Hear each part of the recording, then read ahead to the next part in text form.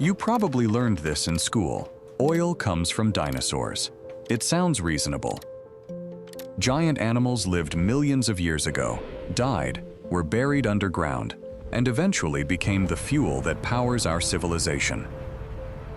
But there's one problem. Even if every dinosaur that ever lived somehow turned completely into oil, it still wouldn't explain the amount of oil we've discovered. Not even close. The total biomass of every dinosaur that ever existed was simply too small. So if dinosaurs didn't become oil, what actually did? Forget dinosaurs. The real source of oil was something almost invisible. Hundreds of millions of years ago, enormous shallow seas covered much of the Earth. Places that are now deserts, mountains, and dry plains once lay beneath warm tropical oceans. These seas were filled with microscopic life, tiny algae, plankton, bacteria. Millions of them could fit inside a single drop of seawater. Individually, they were insignificant. Together, they formed one of the largest living populations Earth has ever seen. When they died, they slowly settled onto the seafloor, layer after layer, for millions of years. But here's where the mystery begins. These ancient seas existed across huge parts of the planet. So why are giant oil fields found in only a few places? Today, most of the world's oil is concentrated in surprisingly few regions: Saudi Arabia, Iraq, Iran, Kuwait, the United Arab Emirates, Qatar, Venezuela, Russia, parts of North America. When geologists reconstructed these regions hundreds of millions of years ago, they found something remarkable. Nearly all of them were once covered by warm, shallow seas. Yet many other places shared the same history. Large parts of Africa, Australia, Europe, and the Americas were underwater too.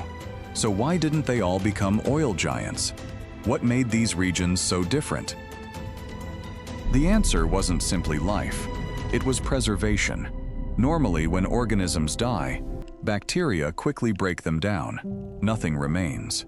But in certain ancient seas, the seafloor contained very little oxygen. Without oxygen, decay slowed dramatically. Instead of disappearing, the organic material accumulated. Year after year, century after century, million after million years. Eventually, thousands of meters of mud and sand buried these layers. As they sank deeper into the earth, temperature and pressure steadily increased. At depths of roughly 2 to 4 kilometers, the buried material entered what geologists call the oil window. Between about 60 and 120 degrees Celsius, the organic matter transformed into kerogen and eventually into crude oil and natural gas.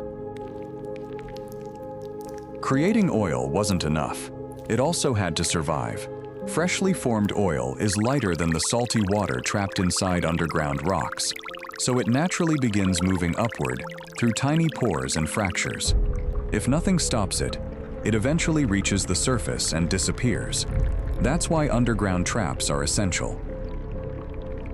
Oil only accumulates when two geological conditions work together: a porous reservoir rock that can store oil, and an impermeable seal above it, made of shale, salt, or clay. These natural barriers trap the rising oil beneath the surface. Without them, there would be almost no commercial oil fields on Earth. Not all oil is the same. Even when it forms through the same process, its quality can vary enormously. Saudi Arabia is famous for producing light, sweet crude. It contains relatively little sulfur, flows easily, and is cheaper to refine. Venezuela tells a different story. Over millions of years, underground microbes consumed the lighter hydrocarbons, leaving behind an extremely heavy, sulfur-rich crude that behaves almost like tar. These differences determine how valuable oil is, how expensive it is to refine, and even influence global politics. Not everyone agrees that oil comes from ancient life. In the 1950s, Soviet geologist Nikolai Kudryavtsev proposed a different idea. Later, astrophysicist Thomas Gold expanded it. Their theory suggested that hydrocarbons could form deep inside Earth's mantle and slowly rise through fractures in the crust.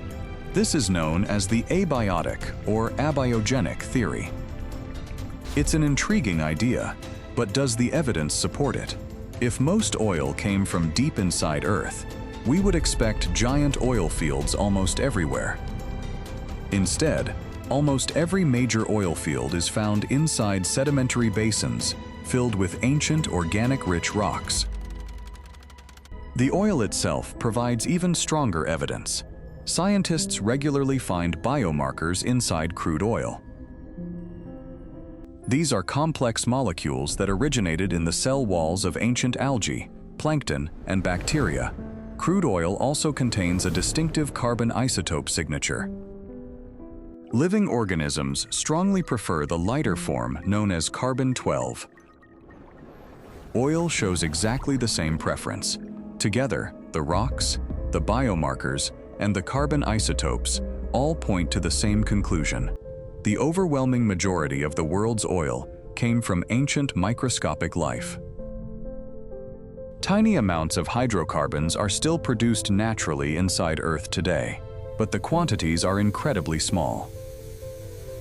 They cannot explain the enormous oil fields that power modern civilization. Those required unimaginable numbers of microscopic organisms, buried, compressed, and heated over hundreds of millions of years. So the next time someone says oil comes from dinosaurs, you'll know the truth. Our civilization isn't powered by giant reptiles. It's powered by countless microscopic organisms that lived in ancient oceans long before dinosaurs ever dominated the Earth.